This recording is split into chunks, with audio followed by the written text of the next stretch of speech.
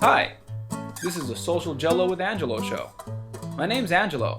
I'm a social scientist, surfer, martial artist, and a whole lot of other things. Coming to you live from Kasai City, Japan, the Social Jello with Angelo show. What's up, and welcome to another episode of Social Jello with Angelo podcast. I'm joined today with Mickey Lopez and Ron Estellar, coming out of Las Vegas.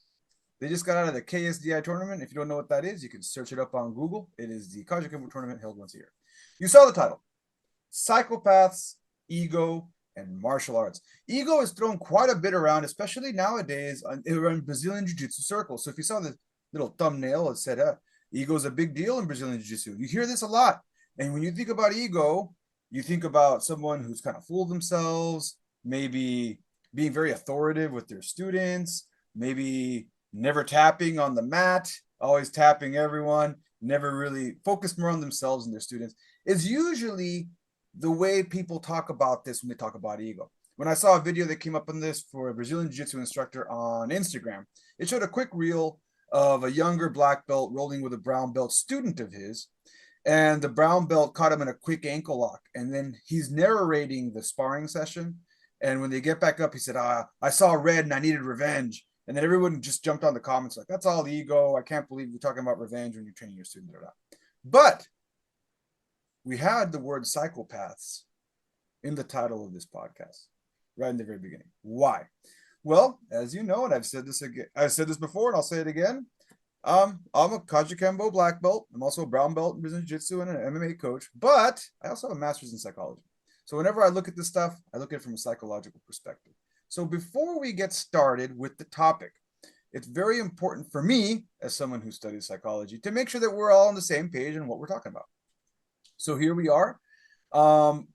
Let's look up. I looked up real quick the definition of a psychopath, because this gets thrown around quite a bit. People, he's a psychopath. They'll say that. He's a psychopath. And we think of some guy who likes to stab people, or some serial killer movie, or your favorite Criminal Minds TV show. But really, the interesting thing is that psychopathy, I probably said that wrong. Psychopath. This problem, also, English is my second language. I'll throw that out there. I probably pronounced that wrong. So the idea of what a psychopath is actually not in the statistical manual for disorders of the American Psychological Handbook. What does all that mean? I know, jargon. I just threw out like a bunch of words at you. Psychologists have a book that they refer to diagnose people, and being a psychopath is not in that book. That's something that the general public talks about. But we do have something called anti-personality disorder, which fits. And what most people will call a psychopath, we do have a term for a psychopath, by the way, but it's not something we diagnose. However, there are people that do commit more crimes, and they they do. Up to 90% of them, if not, some have argued almost 100% of them, have antisocial personality disorder. Well, what's this mean? This falls under the umbrella of psychopathological disorder or signs of psychopathy, and that would be lack of empathy and remorse, inability to distinguish right and wrong, behavior that conflicts with social norms, manipulating and or hurting others, and a disregard for safety and responsibility. What does all this have to do with martial arts is probably what you're wondering at this point. And what I want to say is, as martial arts instructors, we are taught to teach people violence, right? If you're doing your job right, you are teaching your student how to let go of some social norms, and one of them being peaceful kind of goes out the window. You want them to be violent to protect themselves against someone who's violent, someone who might be a psychopath. But there's this gray area, and some of them fall under all kinds of parts in this umbrella. So my question, after we just talked about what it is to be a psychopath, right? Behavior that consists of norms, disregarding or violating the rights of others, difficulty showing remorse or empathy, a tendency to lie often, manipulating and hurting others. Have any of you guys, and now I'm going to turn this over back to my guests, in the martial arts world, without naming, we're not going to point fingers or name people, I'm going to say that right now, but in your experiences as martial arts instructors and students, have you come across martial artists that seem to have a disregard for your own personal safety?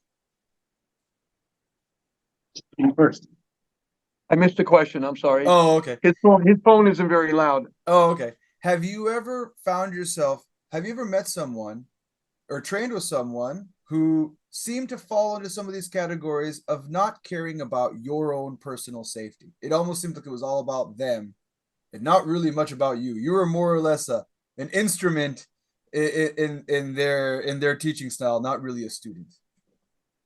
Let me think about that. 50 years in Kajukenbo, 56 actually, hundreds of them.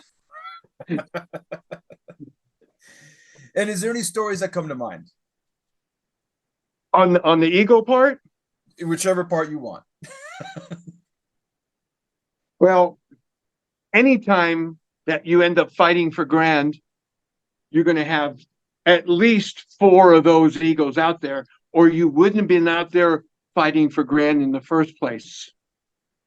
It takes luck, it takes skill, it takes confidence to have those things together to beat everybody else, to stand in front of that guy right in front of you. So there's my answer to that. How about you, Mickey? Have I met any psychopaths? Is that what the question is, or what? Can you repeat the question, please? We're not going to so much say psychopaths, but have you ever trained with people that seem to not have a regard for your personal safety? Absolutely. I mean, again, we are, martial means war, right? So, you have to hurt the other person. They have no empathy in their heart. You know what I mean? So, yeah, I've trained with a lot, of psychopaths, and me working in juvenile hall, I see that even more so now. And we could be having a normal conversation, and then I'll Google their name, and this kid killed 3 people without a second thought, and he sleeps good at night. He talks to me like a normal person. So, yeah, and it's a little disturbing, but they're just normal people, but they have that switch. You know what I mean? So, yeah, I mean, it's definitely a different world of thinking, but that's my answer. Yeah. And how many psychopaths do you know? Anyways, Maybe give us the definition, your definition of what that psychopath is. And here's where we're trying to split apart here. And this is what I'm trying to break apart. So we just saw what the definition of a psychopath is. And I would argue again that martial arts instructors fall under some of these categories. So a behavior that conflicts with social norms. Check. As martial artist instructors, all of us do not fit social norms. We are encouraging people to hit others. All right? Yeah, at the end of the day, we say, oh, yeah, well, you're supposed to defend yourself, and it's all about self-defense, and we don't want to hurt anyone, and we want to de-escalate the situation. We hear that a lot. But at the end of the day, if we have a timid student who's scared to hit, we've seen that kid in class or adult even that's scared to hit. The first thing we're going to tell them is, hey, you need to get over that. And what's really happening is we're trying to get them to override empathy, right? We're trying to get them to override the idea that I don't want to hurt this person, even though we're in a what's the word I'm looking for? A lab, as Mickey likes to talk about. We're in a laboratory where we've changed the conditions. We're no longer under social norms. We've just changed all these rules, right? The social rules. We make people sign that waiver saying it's okay if you get hurt, maimed, or killed, you're not going to sue anyone. We've already changed what psychologists and sociologists refer to as the social contract, right? Outside, we say that in the dojo, you're one way, out the dojo, and that's a big one because in the dojo or gym, we have that waiver that kind of protects us, but really what we're doing is we're rewriting the social contract. That's what we're doing. Right. Now, our symbol, of course, in the middle is that yin yang. So which is the psychopath? The one that hits without remorse, or the one that gets hit one time and follows you home and stays with you for 30 years? Which one is a psychopath? And then again, a disregarding or violating the rights of others. And this is the one that gets kind of, disregarding or violating the rights of others. Now, here's where we're walking a fine line. If you're running your program ethically, what we normally say is we're actually trying to keep everyone not violating people's rights. And we always say stuff. If you feel your rights have been violated, right? We always talk about if the person touched you. What counts as I've done thousands of podcasts with Hackelman about what he thinks counts as a first physical encounter, to go from following our social contract to, oh, this person doesn't care about the social contract. They're running on a different set of rules. I need to switch these rules real quick. So I guess the question is, are we switching to fight a psychopath? We kind of have to become a psychopath. Is that where we're That's going? kind of what I was saying. And especially in the martial arts, and particularly in this martial art, we're all psychopaths, or we wouldn't be here. You know what, Angelo? I think in order to catch a wolf, you have to think like a wolf. You know what I mean? And what I really try to tell people is listen to your intuition. If something is off, listen to your intuition, because a lot of people don't want to listen to themselves because, oh no, this person's a good person. But he keeps calling me for no apparent reason. He keeps asking me out, but I keep saying no. I mean, those are all signs. You know what I mean? If you're not attracted, and no means no. If you say no more than once and he or she keeps pushing, then that should be a red flag, but again, I think that's a big thing. Yeah, I mean, psychopaths will make you feel comfortable. They will get to know you, but it's up to you to figure out if there's a line that, you need to draw that line in the sand, right? So listen to your intuition. That's a big thing with me. And then another one on the checklist here is so we already talked about the difficulty showing remorse or empathy. We already talked about that, right? A tendency to lie often. And then here's where, again, we're back in our other checkbox. We're checking the box of antisocial personality disorder. The thing is, I'd like to say, as martial arts instructors, I was taught to be honest in my approach to martial arts. I was taught to be honest in my approach to teaching students. I was taught to keep the regard and safety of my students. That's like priority one. And I'm sure you guys too. Now, where I'm looking at more is, however, I have met martial arts instructors that have lied. Now, have I worked with them? No. I usually stay away from these people. But in the martial arts community, we've all seen those people online that lie about their skills. And that would be kind of a red flag about what this martial arts instructor is up to. In your experiences, have you come across something like this? Oh, a lot there too. People have to do their due diligence to check out an instructor completely, because yes, there are a lot that will go out there and pad either their years, pad their experience, pad their knowledge, because those instructors more than likely are in it for the money. Now, Kajukenbo, we're blessed. A lot of us are not, but just we're humans like everybody else, and we all need to make a living. But there is no reason to have to lie to your students to make you look better. Therein lies the ego. I am grandmaster. I am professor. No, we're all teachers, or we wouldn't be there teaching. If we're still teachers, we're a teacher, whether it's sensei or sifu. What do my kids still call me? Sifu. Right? Because I don't want to be anything else but a teacher. Mickey doesn't want to be anything else but a teacher. Him, it's just coach. Right? When Gaylord started, it was just chief back in the day. So all the other stuff came way later because of ego. Promotions because of ego. Let's bump these guys up so I can go up a little bit. Again, it's all centered around ego. And in martial arts, again, you got to have that ego to be able to, compete at that level. So it's a double-sided sword. You have to find that ego and have your, how can I put it, your altered ego keep yourself down so you can be a not just legitimate but be that mentor to your students so they don't have to think like they have the pad, so we can stop the perpetuation of that feeling completely. Okay. Mickey, That's my answer on that. That's all I got to say about that. Mickey, you have anything? You know what? Seafood took the words out of my mouth. Yeah, I mean, um, yeah, I couldn't say it better myself.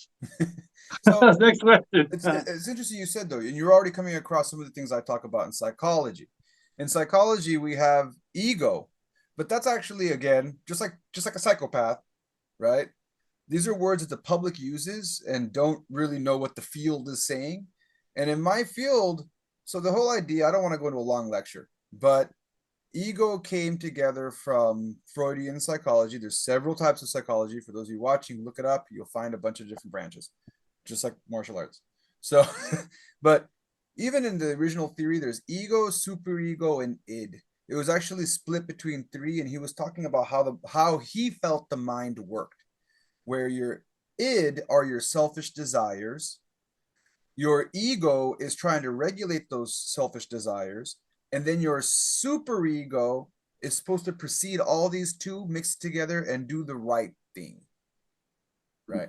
So ego actually, technically what people call ego is id, and I'm not going to go into long, it's a different term, but it's the idea of what people are calling it is you're being, whenever you pursue something out of your own selfish desires, putting yourself first is what we're talking about here. I always say this, I know it sounds redundant, but it's the psychology background on me.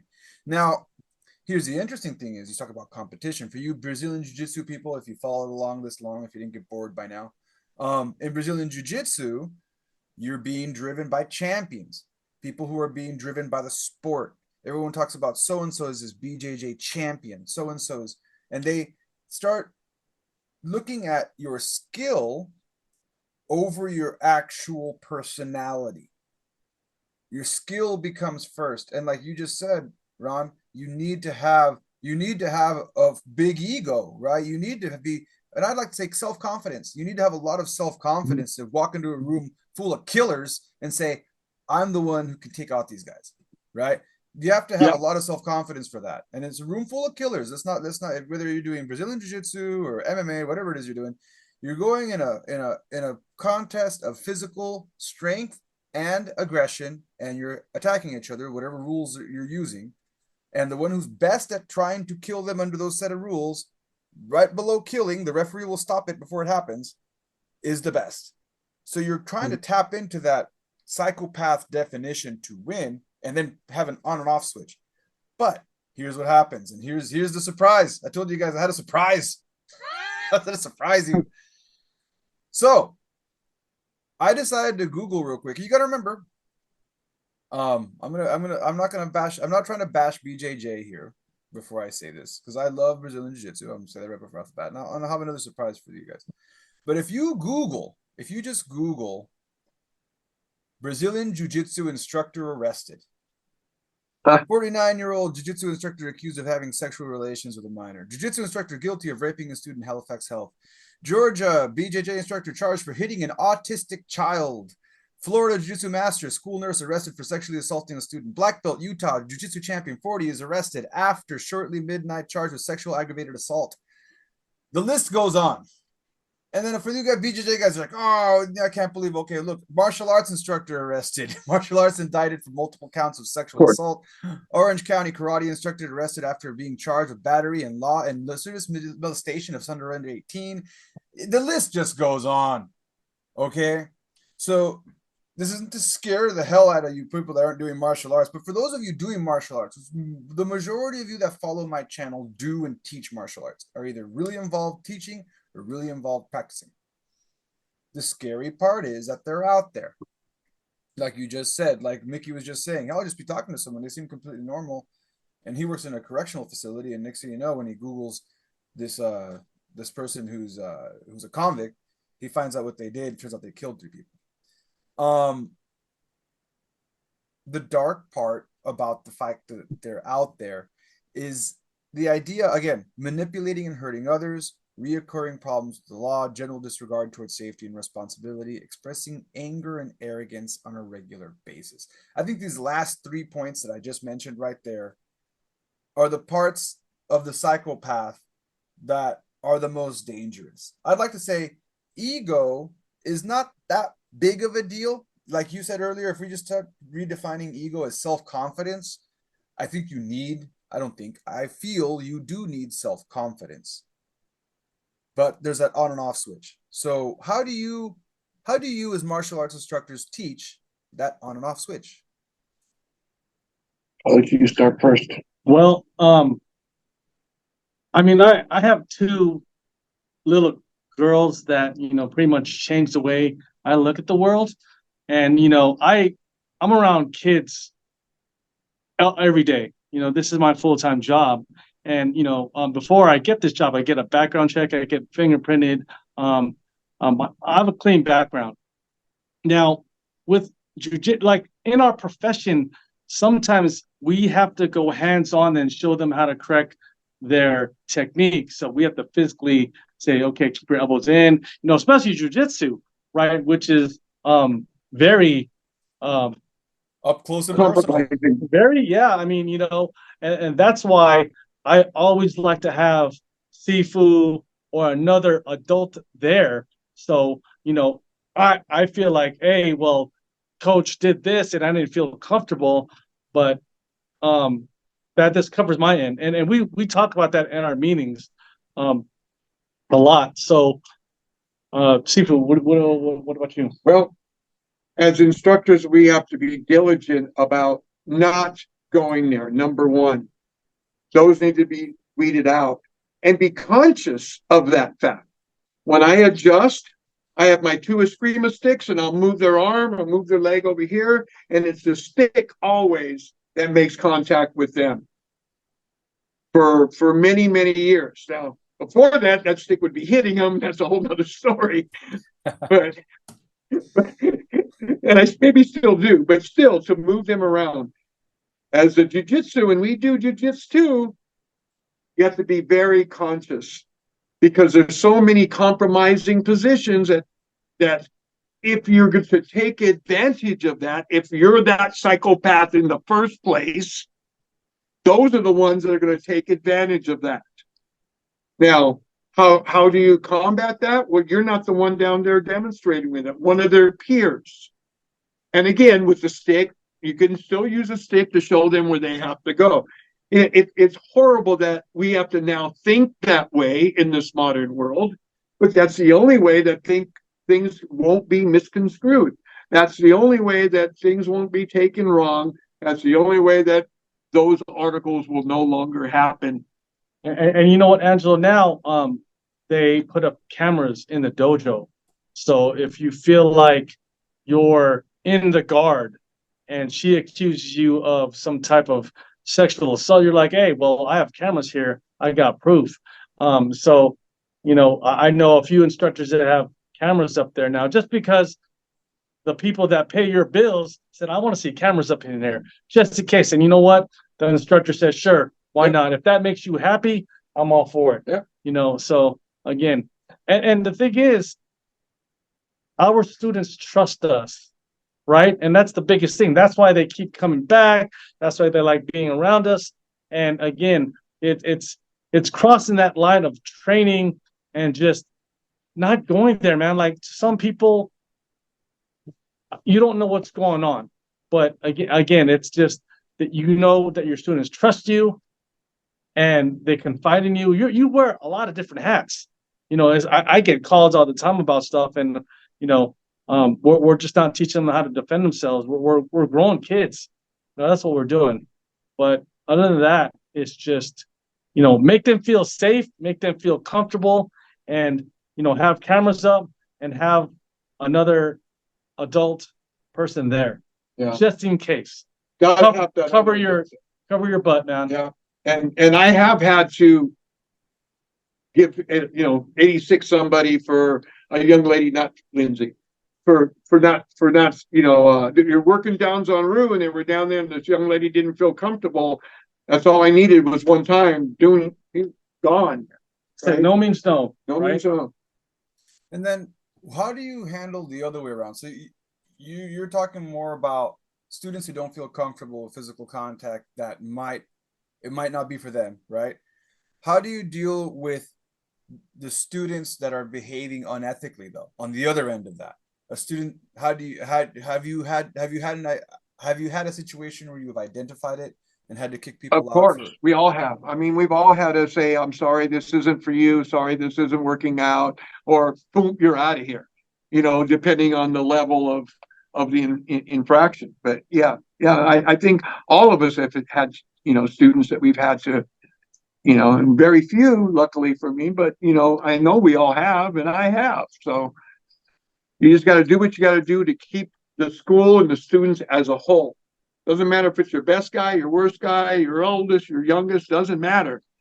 If somebody doesn't feel comfortable, that one bad apple will ruin the whole bid and go out there and talk. So you really got to nip it in the bud. So Brazilian Jiu-Jitsu coach John Danaher has said before that he's not responsible for what his students do outside of off the mats. And he's also been quoted saying, "I'm not here to teach ethics, I'm here to teach jiu-jitsu." So what's happened because of this is some of his students outside of his dojo have had issues with they have had issues making other people feel uncomfortable. And I'm not trying to say that John Danaher is exceptional in this. Everyone can't control their students at all times. So I'm going to make that very clear when I say this. But Yeah. I'm going back to what John Danaher said, though. I'm not responsible for how they behave ethically outside of off my mats. What do you think about that idea? Not John Danaher himself. I'm always saying this. I go after ideas, not people. But the idea that you're not responsible for how your students behave ethically off the mat. So if a student of yours Of course we're responsible. Of course we're responsible. Those ethics have to be taught from the very first day. And they don't get to that level without having that. And if at any point they show they don't, we as an instructor are responsible, again, for the rest of the school and for the public at large. Sorry, you're gone. That's why none of my people almost for 30 years have never had any certificate. I call it plausible deniability. Can't prove you're my black belt. I just recently started giving one only like once they hit fifth degree, because I know there's no ethics problem by then. Yeah. You know what? Again, we're talking about John Danaher. He's super respected in the Brazilian Jiu-Jitsu community. Now, if anything happens, all it takes is one viral video or one accusation, and the cops are coming. Now John's out of a job, and he's like, hey, if John says, well, I don't care, I mean, what does that tell you about if Ron says, I don't care about what happens to you, I wouldn't really be with them. You know what I mean? It's just, we're supposed to be a family. It's a community. It's I want to feel safe coming back to the gym. You know what I mean? So whether it's a guy or a girl, because hey, guys get assaulted all the time as well. You know what I mean? But again, it needs to be safe. And again, it takes one to go to the press, to go on social media, and a lot of stuff can happen fast. Like a fire. Yeah. So yeah, prevention. That's what it's about. Setting those guidelines, setting those rules before things can happen. Mm-hmm. Worst case scenarios. And I've had in my case, I had a student, and I told him this. I had a student who and we trained at a different club. So my students, we have my school, and then we go and visit other clubs. So I had a young man, he's a teenager. And at the end of one of our classes, not one of my classes, at the end of one of the MMA sessions we had at another school, it was a cross session. At the end in Japan, they all get in a circle and they all talk about what they liked in class or whatever. And my student just kept hitting on one of the other students. And I'm just kind of just sitting there scratching my head because it's kind of blatantly hitting on this girl. And finally, like, I look at him while he was talking. I said, "Hey, man, you need to tone it down." So like, like, you need to tone it down. He's like, "Oh," and then after, and he kind of like, and publicly, yeah, I kind of shamed him a little bit in front of everyone. And I was like, "Hey, you need to tone it down. You need to tone it down. She doesn't look very comfortable. You need to tone it down." He's like, "Oh, sorry." And then after everybody left, I told him, "Look, if you want to date someone, if you want to court someone, this isn't the best place to do it. I'm not going to tell you not to do it, but I'm going to say this isn't the best place to do it. This is probably the worst place to do it because most of the people you're training with aren't here for that. So I know that I know there's people out there that, they've had relationships. There was another article that came out. There was a BJJ article I read about couples in the school, and the instructor was like, it's a problem because they start dating, and then when they break up, they go, and then she goes, and they don't want to train with this guy anymore, and da da da. And it causes a lot of drama that I don't want to deal with. Was what the instructor said, right? And what I was telling my student, I'm like, it has like a 95% not going to end well scenario. Yep. That's just going to happen. Let's just take away our physical contact. Let's take away the fact. Let's just talk about communication and dating. If you go into a place where people are meeting and kind of greeting, let's say it's a bar or something, your chances are very low, right? If you add physical contact to that, your chances are even lower. And now you have like a weird element to it. So I told him, it's not worth it. It's not worth it. It's just not worth it. You shouldn't do that here. You should probably, now that I know that I'm not going to let you train with her, I can't let you train with her, even though she's not my student. Can't let you train with that person anymore because she did not feel comfortable.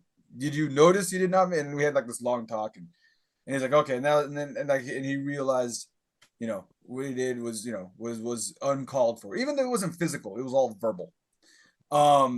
But yeah, have you guys had this kind of situation before? And how did you handle it? You first.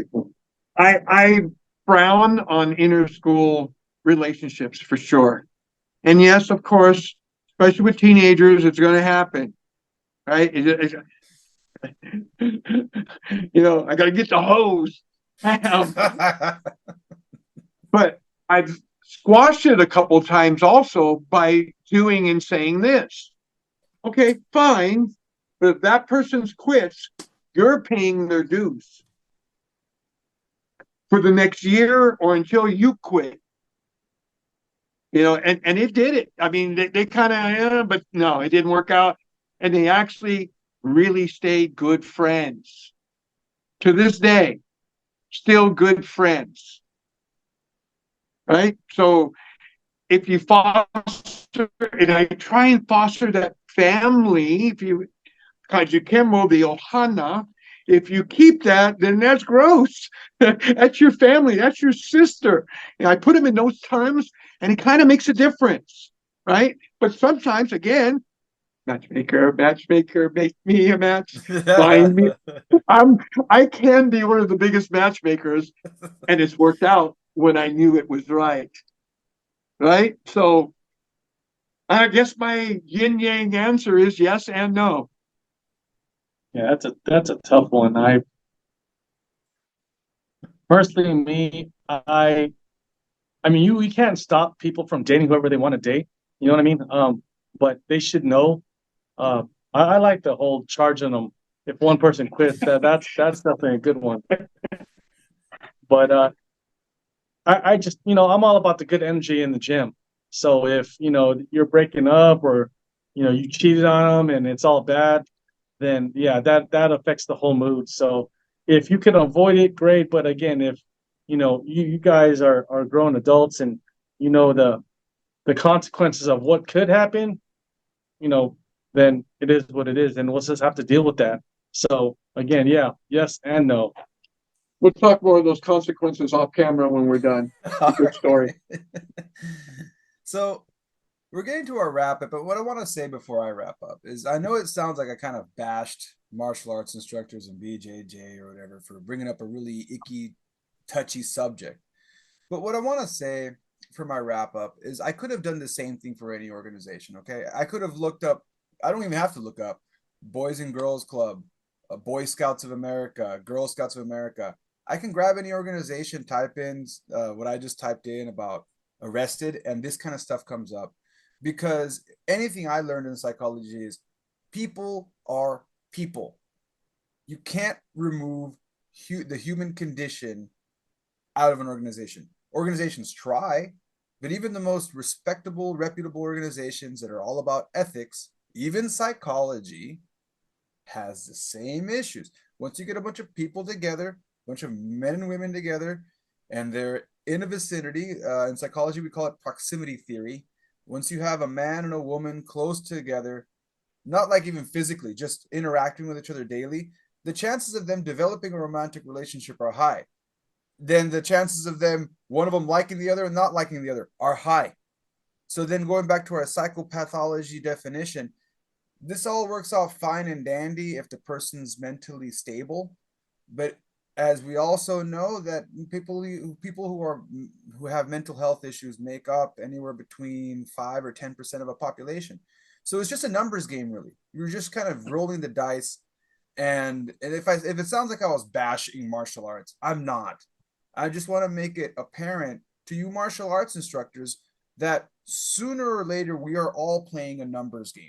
All of us, no matter what organization, whether you're Taekwondo, karate, BJJ, if you're a teacher, maybe you're not, I don't know why you watch this long, you're not a martial arts instructor. If you're just a regular teacher, you're an English teacher of some sort, you're playing a numbers game, and sooner or later you're going to come across someone who may not have the best intentions. And we just talked about the warning signs of what to look for, right? But we also talked about the formulas and the situations where this kind of person is attracted to. And that one-on-one, we talked about cameras, a quick recap.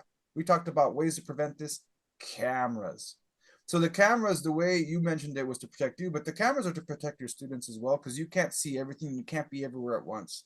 We also talked about having more than one person, not being the only person coaching, right? If you have a large group, having several eyes on everyone. This keeps not just you, but your students safe as well. So these are all preventative measures, because at the end of the day, we want everyone to be able to fight the bad guys, not become victims of the bad guys, and we want to give them a safe environment to protect themselves, even if it means teaching them an on and off switch. Anything you want to say before we wrap up here, guys? I think you covered it all. All right. Well, I want to thank you both, Ron Estellar and Mickey Lopez, for coming out last minute, off camera, some behind the curtain shit. Last minute, they helped me out on this one. I really appreciate that. For those of you watching Social Jello with Angelo podcast once a week, the podcast about martial arts and, believe it or not, psychology. Catch y'all next time.